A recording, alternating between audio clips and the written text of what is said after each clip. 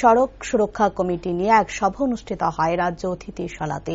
উপস্থিত সাংসদ বিপ্লব কুমার দেব, মেয়র দীপক মজুমদার, পশ্চিম ত্রিপুরা জেলা শাসক ড বিশাল কুমার সহ পুলিশ প্রশাসনের আধিকারিকগণ।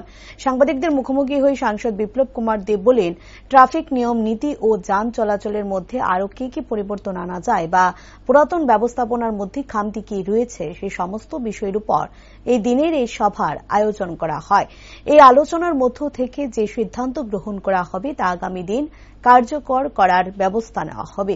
ত্রিপুরা রাজ্যে অবৈধ পার্কিং, অবৈধ গাড়ি চলাচল না করার জন্য এক সময় ব্যবধান করা হলো, বর্তমানে তা আবার আগের রূপ ধারণ করে নেয়। তবু জনপ্রতিনিধিদের নিয়ে আগামী দিন এই সমস্ত অবৈধ কার্যকলাপের বিরুদ্ধে রুখে দাঁড়ানো হবে বলে আশাবাদী তিনি।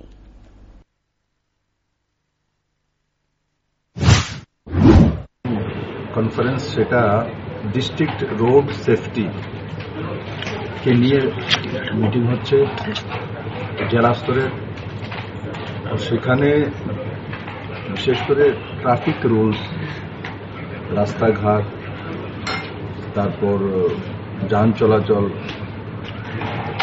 তার মধ্যে কিভাবে ডিসিপ্লিন আনা যায়, নতুন নতুন কি ক্রিয়েশন করা যায়, পুরনো যে ব্যবস্থা তার মধ্যে খামতি কোথায় আছে সেগুলো কিভাবে দূর করা যায়, রোড অ্যাক্সিডেন্ট কতটা হয়, ইনডিসিপ্লিন ড্রাইভিং কতটা হয়, রাশ ড্রাইভিং কতটা হয়,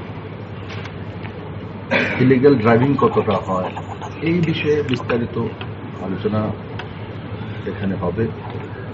তার মধ্যে থেকে যেটা বেরিয়ে আসবে সেটা আগামী দিনে এই ডিস্ট্রিক্টের যে ডিএম এবং এসপি ট্রাফিক আছে ওনারা লাগু করেন, আর তার জন্য আজকের এই মিটিং ডাকা হয়েছে।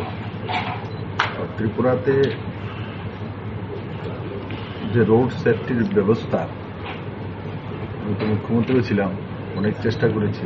ইনডিসিপ্লিন ড্রাইভিং প্রচুর হয়, ইলিগাল পার্কিং করে রাখে, রাস্তা যতই চড়া, মেয়র সাহেব এখানে বসে আছে, যতই চড়া করো, ভাঙচুর করো, আবার 2 দিন থেকে 3 দিন পর আবার পার্কিং সেই জায়গাতে করে দেবে। নিজের বাড়ির সামনে পার্কিং না করে একটা ব্যবস্থিত জায়গাতে পার্কিং করার ব্যবস্থা আমি একসময় নিজে হেঁটে হেঁটে করেছিলাম, মেনেও নিয়েছিল। আবার কিছুদিন পরে ওই যে কমিউনিস্টরা এখানে ছিল, ইনডিসিপ্লিন মানসিকতা, আন্দোলন মানসিকতা, ওই মানসিকতা গিয়ে